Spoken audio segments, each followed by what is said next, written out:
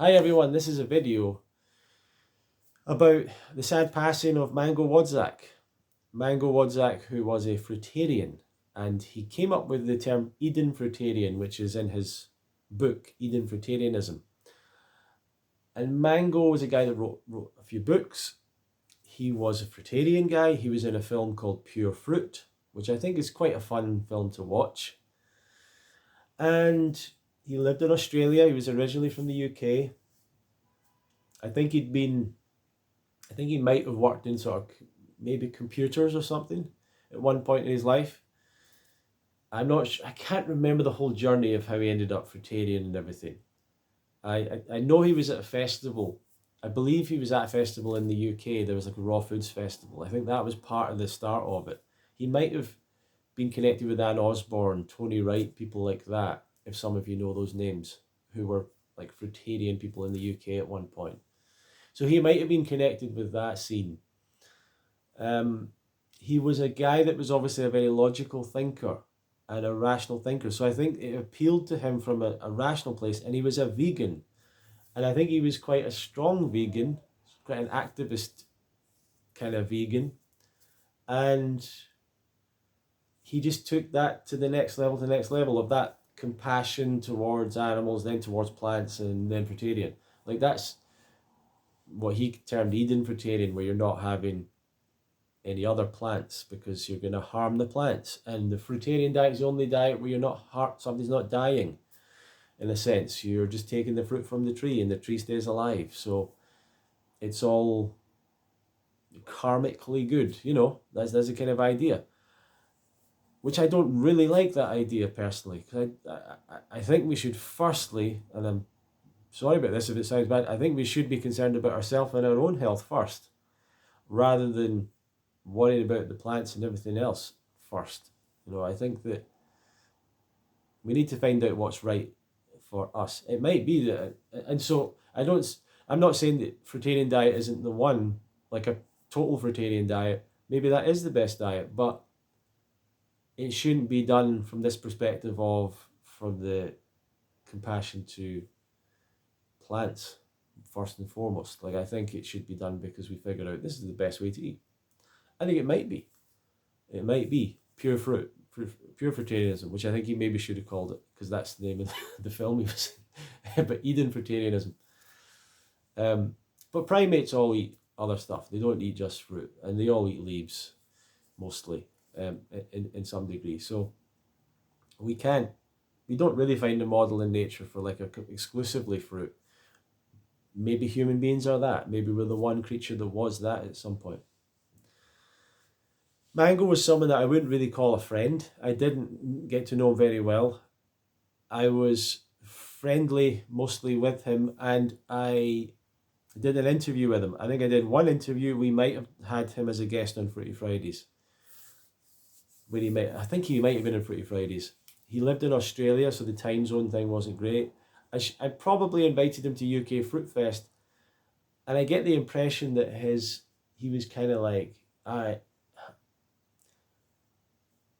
my impression is that his response wasn't that gracious. I don't know, maybe that's just in my memory. But like some people are like, oh, thank you, that's very kind of you, but I won't be able to do that because of this and this. But so other people are sort of like, I'd never come to that, or like, or whatever. I'm never going back to the UK. It might have been something like that, where he was like, I'm never going to come back there. I'm never leaving here, or something. It might have appeared ungracious to me. Maybe he was just being very honest in his communication. Now, I might have made that up, but I think, this is going back years and years and years ago, I think I might have asked him if he wanted to come. Just as I'd asked almost anyone to come. Right? But, and we did an interview, and we had actually, in that interview, he kind of opened up during the interview. I felt like I got to know him a little bit more. And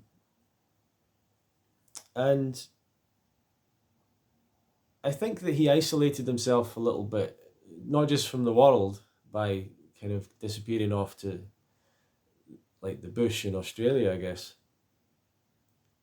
But he isolated himself in this community. Like, I don't think he was extremely connected to a lot of people in his community, or very active. People kind of knew who he was from his book and from his from that film that people kind of knew, but he wasn't extremely active, I think. Regardless, a lot of people know who he is and seem to like him and have sought some inspiration from him. And they were making videos up to quite recently, which I was watching some of those recently. Personally, I didn't see him as a source of inspiration, really, and I didn't really like his approach. And it did appear that although he was following a fruit diet, in that film Pure Fruit, there's a point where Harley says we need to be fit to be healthy. We can't just be eating a fruitarian diet and nothing else. And Mango sort of disagreed with that in a way. And I think Harley's right. I think Harley was right. And I think the reason they weren't fit, that Mango wasn't fit, is perhaps that, as Harley was suggesting, I think that kind of couldn't be fit. Like the lifestyle he was leading wasn't really giving him the what he needed. A lot of people, when they come to a fruitarian diet, they simply don't eat enough calories. They just don't eat enough calories.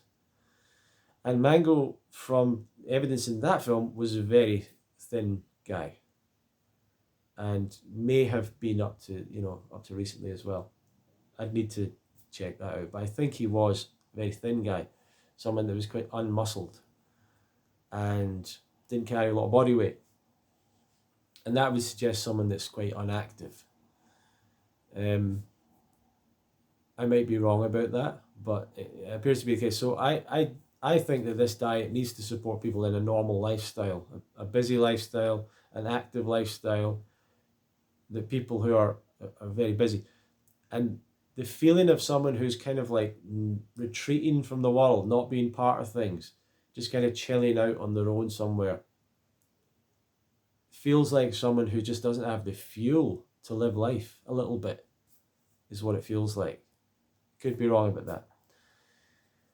So there's aspects of how he lived and everything that I didn't resonate with. And even on his diet, I think his fruitarian diet was juices and some kind of soup that they made. There was something they made. I'd need to look back at my interview, but it was as if they blended up the kind of vegetable fruits, not the, like maybe avocado and different things like that, and made a kind of soup out of that or something. I think that was part of how they ate. I'm not sure. Now, the question then really though is, why did Mango die, or how did he die? And we don't know. Cavetta is apparently going to make a post about this, or is going to see release. But she said something about clogged arteries. And many people in the world do die of clogged arteries, and Mango was, I think, 60-ish years old. 60, maybe 64. So it's not incredibly unusual for someone to die of something related to clogged arteries in their 60s. It's not that unusual, but in the modern day, it's becoming less usual for that to happen. It's becoming a lot less usual. But for someone that's a fruitarian, the word clogged arteries, those things don't quite connect. Because what we find in the raw vegan, fruitarian or vegan movement is clogged arteries aren't really a big threat to vegans, vegetarians even. And things like circulation for vegans and fruitarians is much better than the average person, because they have less of what clogged arteries. And clogged arteries, as far as I can understand, is related to what we would call atherosclerosis, which is the arteries becoming blocked with plaque. And that plaque is built up from damage that occurs because of a high level of saturated fat in the diet, which then damages the lining as it's passing through the arteries. It ends up causing disease and damage. When that damage is being sort of healed, calcium comes in to and then more saturated fat comes in and kind of starts to stick onto that, and it creates a plaque on the inside of your arteries. That plaque restricts the size of the blood vessel, which leads to high blood pressure because we require more pressure to get the blood through thinner arteries. And when part of that plaque breaks off, or when it just simply closes up, or a part breaks off and sticks, then it prevents blood entirely from getting into a particular part of the body, and that part of the body will start to die because it's not being fed with blood. And that is heart disease or a heart attack, and it's also stroke where it is blocked to the brain. And I would say it's dementia where blood's being blocked to particular parts of the brain, and Alzheimer's. You could say it's for some men a cause of impotence. I think it's probably a cause of many things, many aspects of damage to the body, which is why we should be very careful about our saturated fat intake. But vegans and vegetarians and fruitarians, the saturated fat intake is naturally pretty low, and that kind of clogging doesn't happen, or shouldn't happen, or doesn't happen that much. So it's hard to understand here, because that's what you would first think. If someone died of clogged arteries, you would think, okay, it's like plaque, like heart disease, like plaqued arteries, right? Restricting blood flow to the heart, causing a heart attack, the body dies. Okay. But how's that plaque happening with someone on a fruitarian diet? And I guess maybe it's something else. Maybe it's something else. Or maybe there's something more to this. What I do think, some people have mentioned B12, because Mango didn't supplement B12 and didn't take any supplements. So people have almost immediately jumped onto B12. And somehow they're creating this idea that B12 clogs the arteries. Well, I'm not sure there's any evidence. Well, firstly, there's not any evidence of this being the case for Mango. And there's not really any evidence from him having B12 problems. I spoke to him, and he said that he'd been tested for B12 when he was younger and he had low B12, and he was tested for B12 when he was older and he had low B12. And he was sort of saying, so 20 years I've had low B12 and it's not like went any lower or like it's not changed, like it's not. So vegans and vegetarians do test low for B12. The question is it affecting other things? Is it affecting the homocysteine and all these things? But it's a complicated thing. But as far as I know, he didn't have signs of B12 deficiency. And I'm not really sure if B12 deficiency causes clogged arteries. I've not heard that. But people have been jumping on this. And the reason people jump on this is because some of you are invested in this B12 thing, this whole myth, and you're taking the B12. Fair enough. But and all the vegan doctors say B12, and no one's actually got B12 problems, and no one's ever had B12 problems, and there's a few alcoholics somewhere that have B12 problems, but we're all living in a fantasy in the vegan world that there's this big B12 issue which doesn't exist. And when someone is harmed or dies or whatever, B12 is something that's brought up, and people have something happen to them and they go B12. And even though they've got enough B12, they take more B12. So, but it could be genetics. It could be something that it's just he was prone to. It could be some aspect of his diet that we don't fully understand or know about. And it could be that it's something else, and that Kaveta has said clogged arteries, but maybe meant something else. There is another guy in the raw foods world who talked about having heart disease, and I think there have been others, but that was more of a case of a guy who was consuming olive oil and things that do contribute towards heart disease and high levels of fat in the diet. So it's important, whatever diet you're on. This is why Doug Graham wrote the book 80-10-10, because he was seeing problems in the raw foods community. He was seeing these issues and telling people, like, we can't just eat tons of oil and stuff and make this the basis of our diet. Like, that's going to cause problems. We have to eat a low-fat vegan diet. So that is what I would advocate as well. So if you're going to do a fruitarian diet, it should still be a sweet fruit diet, not a diet that's based on avocados. But I still don't really think avocados would cause clogged arteries. So I'm still confused as to how it would cause clogged arteries. So we'll see, I suppose. But I would say there's no point in speculating that much, because we don't know. And Kaveta might tell us, or doesn't have to. Like, it's none of our business. It doesn't make me think, well, I need to be worried about my diet, or I need to be worried about everything I'm doing. It's a shame that there's another suspicion I have that Mango was probably a guy that didn't seek medical attention, potentially. I may be wrong about that. But this is a problem this is a big problem within the entire alternative health world, or the fruitarian world and all that stuff. Big problem. People not seeking medical attention. Maybe he was advised to take medication if he had clogged arteries, if that's the case. And, these are things that we should consider pretty strongly. It's nice to be able to heal everything with your diet, but it's just not possible all the time.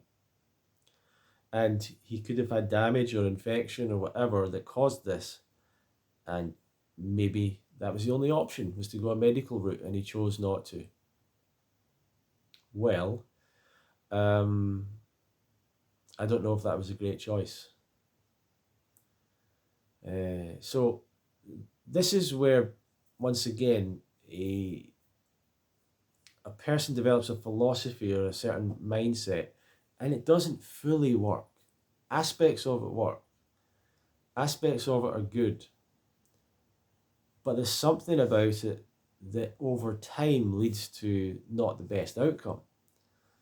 And so there was aspects in his mindset or philosophy that were a bit stubborn. And I don't think he wanted to be part of the whole raw vegan or 80-10-10 community very actively, because it contradicted beliefs he had, and he didn't want to be contradicted in that way. He didn't like that, and wanted to hold true to a philosophy that he had not really had challenged much, I think, or enough, by other people that were on his side, and I think that's a bit of a shame. I think we should continue to be students, not just think we've got it all figured out. I might be wrong about all this, but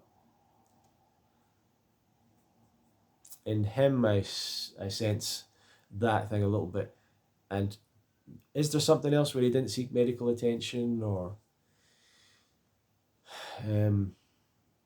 something of that nature? I don't really know, but this is where it does get dangerous. And I want to say, a problem we have in this movement is the fact that people can isolate themselves, because this is so niche a thing to do. It's a real problem that people could isolate themselves from other people's ideas, from other people's company, and end up just going down these paths on their own, exploring avenues that other people would pull them away from and go, don't go down there. There's nothing down there, right? There's a cliff there. You're going to fall off. Come back. Get back here into the normal place of human life. Like, let's walk together. And he was a guy that was going out on a limb. That's not a bad thing in many ways, but sometimes those people need some people to pull them back, bring them back into the normal scheme of things, And I'm not sure he wanted to do that. But he was, by all accounts, he was a kind person, and a sharing person, and a loving person, and someone that cared about the world and cared about people. and lived a pretty peaceful life. And that was his aim. And I think he pretty much achieved that. And he's got some books. Mango Wadzac is the name. If you want to check out his books, Mango Wadzac, I think they're on Amazon and stuff. And you can check out the interview I did with him on the Love Fruit podcast and see what you think of him. And also the film Pure Fruit. So it's very sad news. Hope everyone around him has support. And we will find out maybe. But it's not, I don't know if it's much of our business. And I don't know how much of it affects me or my choices with what I'm doing.